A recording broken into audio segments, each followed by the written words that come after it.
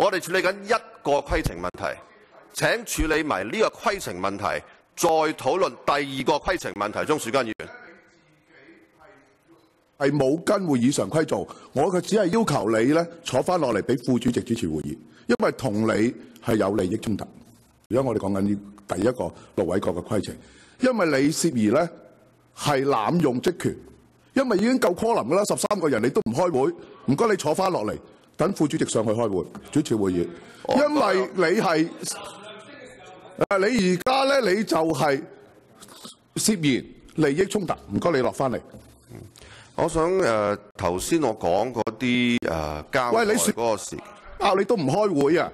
當時啊，你嗰陣時係鍾樹根議員，而家我講緊嘢，我主持緊會議。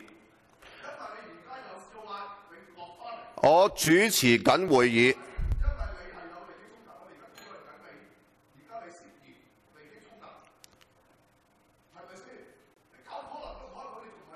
我答你啊，我唔覺得係，我唔覺得係，但係唔緊要。因為咧，主席咧係好開明嘅，我哋咧係完全希望可以得到委員嘅協助。不過委員進一步協助本席之前，我想先請秘書係確認一下剛才我引述或者複述上星期4晚或者星期5凌晨發生嘅事先。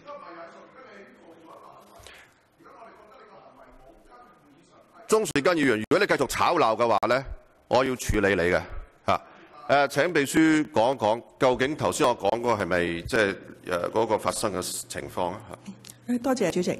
咁喺當晚主席吩咐秘書去聯絡另外44位公務小組委員會嘅委員之後咧，咁我同同事咧係分頭打電話俾44位委員嘅。咁其中咧就獲得嘅回覆咧係有26位委員呢，就係認為第二日嘅會議不應該舉行。有13位委員呢係認為應該舉行嘅。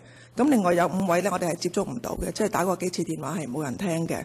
咁當然其中有啲委員呢係通過助理答我哋嘅，亦都有助理呢係代表幾位委員一齊答我哋嘅。